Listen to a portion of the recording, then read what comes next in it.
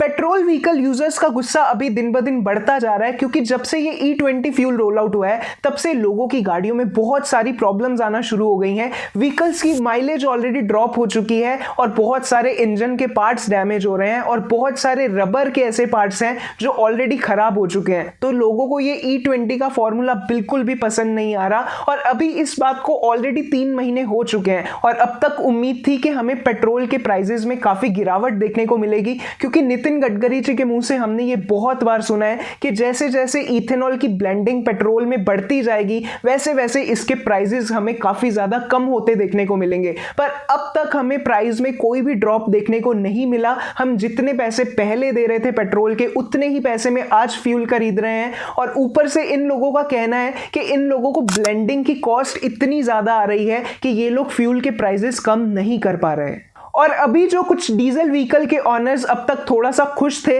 पर सरकार अभी इन लोगों की खुशियों पे भी पानी फेरने वाली है क्योंकि अभी डीजल के ऊपर भी टेस्टिंग चल रही है। डीजल के अंदर ये लोग मिक्स करने वाले हैं इथेनॉल का ही बड़ा भाई आइसोब्यूटेनॉल। ये भी एक अल्कोहल है जो क्रॉप बेस्ड अल्कोहल है, तो इसको भी इथेनॉल की तरह ये लोग डीजल में ब्लेंड करने की टेस्टिंग ऑलरेडी स्टार्ट कर चुके हैं और इन लोगों का टारगेट है, जैसे ये E20 टारगेट था इनका 2030 तक का, इसी तरह इन लोगों का डीजल का टारगेट है कि ये लोग 2030 तक डीजल में 10% आइसोब्यूटेनॉल ब्लेंड करने वाले हैं। मेरे हिसाब से ये जो स्टेप लिया है गवर्नमेंट ने इसको बहुत ही ज्यादा गलत तरीके से इन लोगों ने इंप्लीमेंट किया है। एक्चुअली इंप्लीमेंट तो इसको किया ही नहीं है, इस चीज को हमारे ऊपर रातों रात थोपा गया है।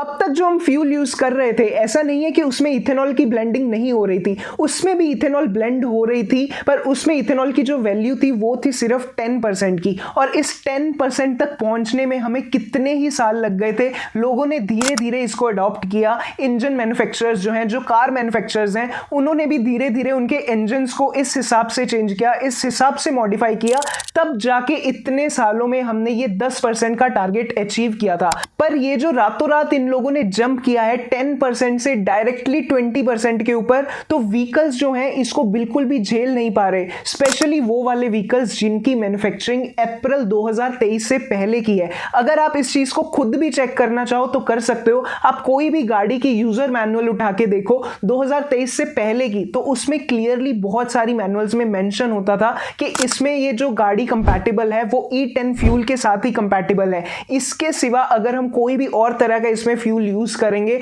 तब आपकी गाड़ी का इंजन डैमेज हो सकता है और आपकी वारंटी भी वॉइड हो सकती है। और अप्रैल 2023 के बाद की जिनके पास गाड़ियां हैं तो उन लोगों को भी ज्यादा खुश होने की जरूरत नहीं है क्योंकि गवर्नमेंट ऑलरेडी प्लान कर रही है E20 से E27 के ऊपर शिफ्ट करने का। आपकी जो गाड़ियां हैं वो E20 के साथ ही कंपैटिबल हैं। जब ये E27 आ गया तब आपकी गाड़ियों में भी सेम टू सेम प्रॉब्लम्स बहुत जल्दी आने वाली हैं। तो ये जो स्टेप लिया है गवर्नमेंट ने ये बहुत ही ज्यादा जल्दबाजी में लिया गया है। जिस तरह से इन लोगों ने डिमोनेटाइजेशन करी थी रातों रात, जिस तरह से GST अप्लाई किया था, कुछ उसी तरह से ये चीज भी रातों रात हमारे ऊपर थोप दी गई है। नो डाउट इथेनॉल की ब्लेंडिंग से एनवायरमेंटल पॉल्यूशन जो है वो कम हो जाएगा। इनफैक्ट अगर हम नेशन वाइज सोचें तो जो हम बाहर से इतना सारा फ्यूल इंपोर्ट करते हैं तो वो चीज भी हमें कम देखने को मिलेगी और इंडिया का जो पैसा है वो इंडिया में ही रह जाएगा। पर इस चीज का जो फायदा है वो सिर्फ और सिर्फ गवर्नमेंट के हाथों में ही जा रहा है। हम लोग तो सिर्फ और सिर्फ न्यूज में ही पढ़ते हैं कि हाँ इथेनॉल की ब्लेंडिंग के बाद से इंडियन गवर्नमेंट ने इतने लाखों करोड़ों रुपए बचा लिए और ये लाखों करोड़ों रुपए कहां जा रहे हैं किसी को नहीं पता। हम जैसे आम आदमी तो हमेशा ही सफर करते हैं। हम लोग पहले भी फ्यूल के लिए 100 रुपए पर लीटर फ्यूल को खरीदते थे और अभी भी हम सेम प्राइस पे फ्यूल को खरीद रहे हैं। इनफैक्ट अभी जो हमें एडिशनल प्रॉब्लम्स मिल रही हैं वो एक्स्ट्रा। अगर इन लोगों को आम आदमी की चिंता होती तो ये लोग हमें ऑप्शन देते